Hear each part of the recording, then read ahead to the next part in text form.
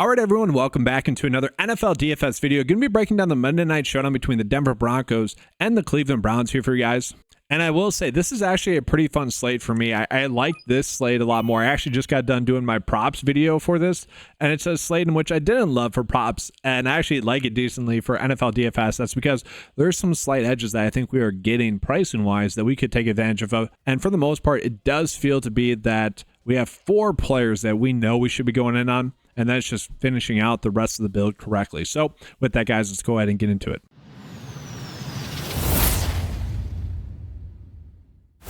And so let's talk about really what we need to know, like news-wise, and that's going to be the fact that Cedric Tillman is still going to be expected out in this game, kind of the de facto receiver number 1 here for the Cleveland Browns.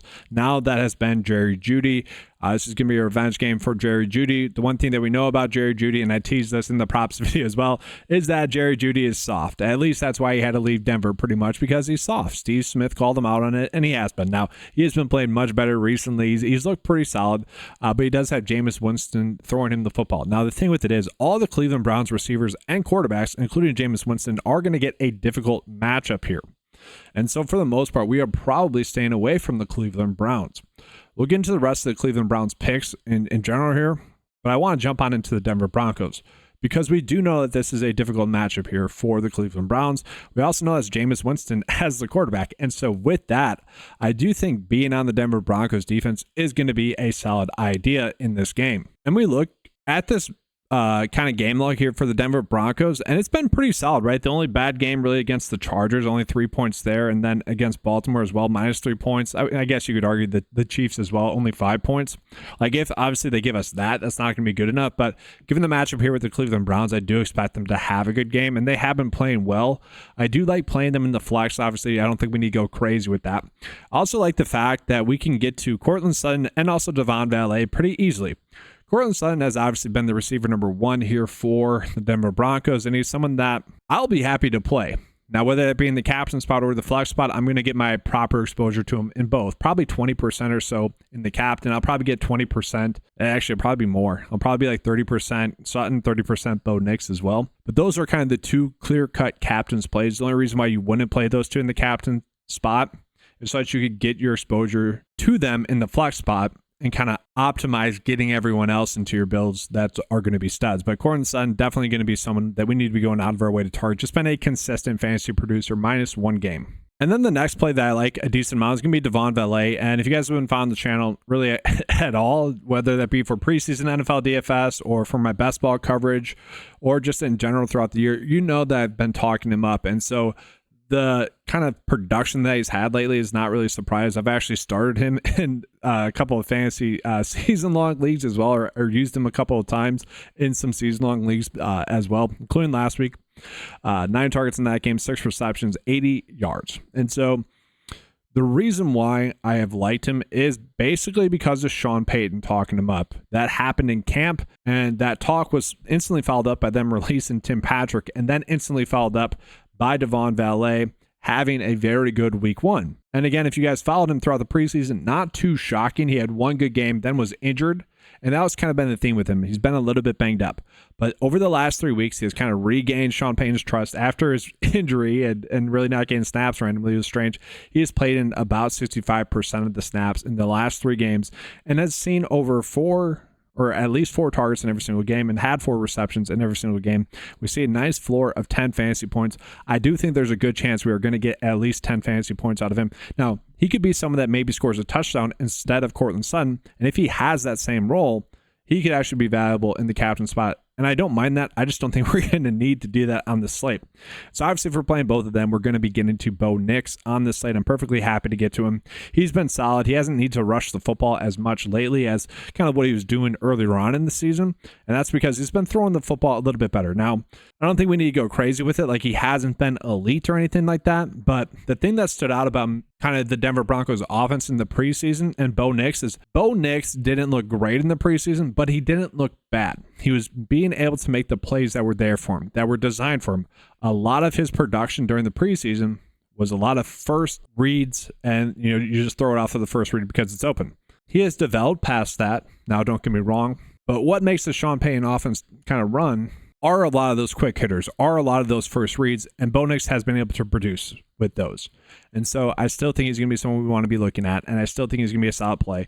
Now, don't get me wrong, the Cleveland defense is not terrible. They have been worse than you would think, but I'm happy to play Bo Nix in the captain spot even. And so from there, guys, I don't want to say that does it for the Denver Broncos, but from there, it does get a lot more difficult in terms of who we can count on for production. Like the running backs are definitely a guessing game. I would say Javonte Williams, there's no need for him to be this priced up. The only exception that we have with Javonte Williams as a play is the last time he went off is the only other time he went off was during this, I think it was a Thursday night game, but another primetime game where he just absolutely went off in that game, had 2 touchdowns, 14 carries, 88 rush yards. Like, he had his good game there in primetime. So I don't know. Maybe it's just a primetime producer, but no, Sean Payton has definitely went with more of a committee approach, a little bit of the hot hand approach at times, but we have no clue who Sean Payton's going to trust in this game. It does seem to be that he wants Audric Estime to take the role, but that has just not occurred. And so I'm mostly staying away from those running backs. I would set a rule if you guys are someone that's using a lineup builder. I would set a rule like this: at most one of, and then it's going to be those 3 running backs. Okay, so this is kind of the rule I'd be looking at. At most one of those players in all my builds. Now, I don't think we want to go crazy with that and fade all of them because of the unpredictability in it. It's going to be unpredictable, like the production on them. If one of them pops a big play, you can still be on them, but I don't think we want to be double dipping the running backs there. That'd be pretty darn shocking if 2 of the Denver Broncos running backs get touchdowns and get touchdowns in a way in which they are helping you take down a GPP. So I don't think I'm going to mess with them in the captain spot at all as well. And so from there, guys, I am fine kind of just punting at these receivers here as well. I don't think I would do at most one of them. I don't think I would set a rule for that, but I probably do want to be splitting my exposure somewhat evenly with them. Humphrey has been someone that has been, had a floor. If you guys are looking for someone that's going to get you a little bit of points, maybe 2 points max, or as a floor, Humphrey would be that guy.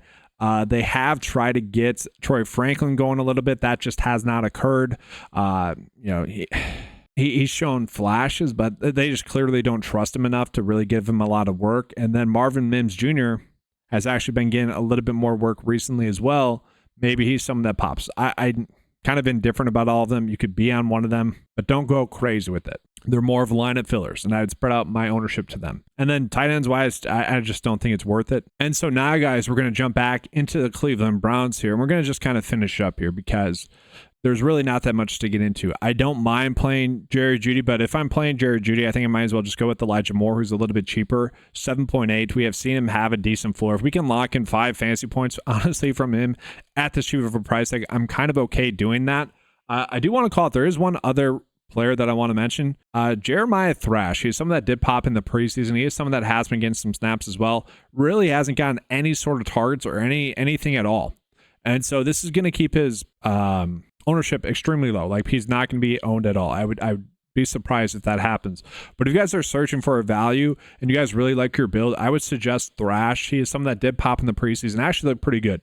I would argue I like him talent-wise a little bit better than Elijah Moore, but I've never really been a big Elijah Moore ever since his rookie year, when it's clear that he just was not all that great. And so it's a dart throw, but it's an educated dart throw based off of talent, based off of a guy that did get a lot of hype out of the preseason, out of camp. And being the receiver number 3 here for the Cleveland Browns in a game where they're 6-point dogs, I could see him having a good game. And so value-wise, I'm fine getting to him. Optimal lineup-wise, we don't need to get there. And so with that, guys, let's go ahead and finish off my optimal build, and then I'll show you guys what the 9-to-5 lineup builder is spitting out to us as well.